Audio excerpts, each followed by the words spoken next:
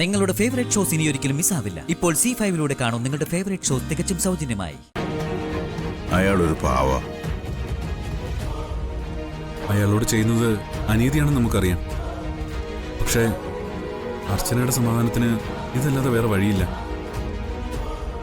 Farm ഹൗസിൽ നിന്ന് അയാൾ ഇങ്ങോട്ട് വരാതെ നോക്കണം. അത് ഞാൻ മാനേജരെ വിളിച്ച് പറഞ്ഞോളാം. അല്ലെങ്കിലും ആ ഫാം ഹൗസിനകത്ത് കയറിയ പിന്നെ മറ്റൊന്നിനും സമയം ഉണ്ടാവില്ല.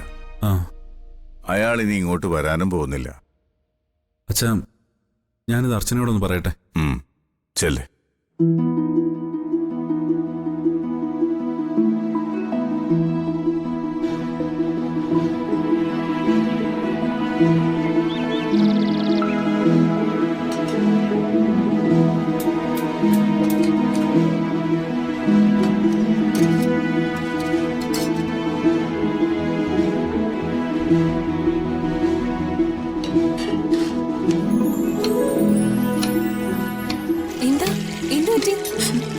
എന്തിനാ കരയുന്നേ?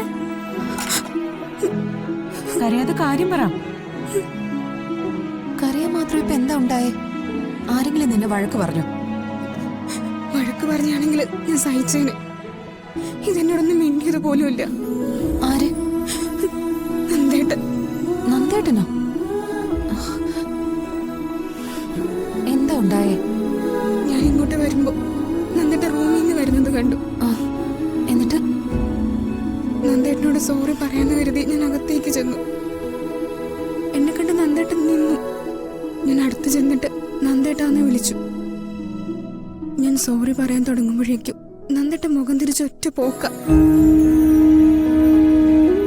എന്നെ മൈൻഡ് ചെയ്തത് പോലുമില്ല. നീ വിഷമിക്കണ്ട മോളെ. നന്ദേട്ടന്റെ മനസ്സില് നിന്നോടുള്ള ദേഷ്യം അത്ര പെട്ടെന്നൊന്നും മാറില്ല. സച്ചേട്ടനെ പോലല്ല നന്ദേട്ടനും സന്ദീപും. അത് നിനക്കറിയാവുന്ന കാര്യമല്ലേ. എല്ലാം ശരിയാവുന്ന ഒരു സമയം വരും. അതുവരെ നീ കാത്തിരിക്കും. നന്ദേട്ടനായതുകൊണ്ട് ഇതല്ലേ ചെയ്തുള്ളൂ. സന്ദീപെങ്ങാനും ആയിരുന്നെങ്കിൽ ഇതിപ്പോ ഇങ്ങനെയൊന്നും ആയിരിക്കില്ല. അതുകൊണ്ട് അവരോടൊക്കെ പോയി ഇതുപോലെ സംസാരിക്കാൻ ശ്രമിക്കുമ്പോ ഇങ്ങനെയൊക്കെ ആയിരിക്കും പ്രതികരണമെന്ന് മനസ്സിലാക്കാനായില്ല നിനക്കിപ്പോ. ഏതായാലും കഴിഞ്ഞത് കഴിഞ്ഞു. നീ ഇനി ഇതോർത്ത് വിഷമിക്കണ്ട. അതിരെ, നീ ഇതൊന്ന് അരിഞ്ഞു വെച്ചേക്കണേ. പാലടുപ്പത്തുണ്ടേ ശ്രദ്ധിക്കണം. ഞാനിപ്പോ വരാം.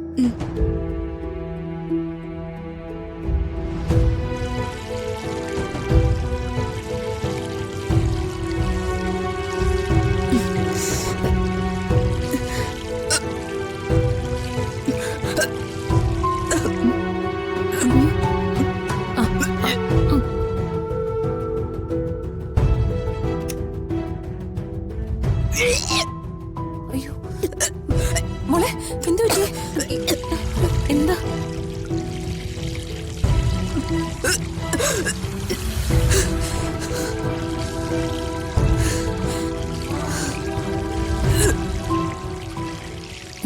വിശേഷം എന്തെങ്കിലും ആയിരിക്കോ? ലക്ഷണം കണ്ടിട്ട് ഇത് അത് തന്നെയാണെന്നാ തോന്നുന്നു.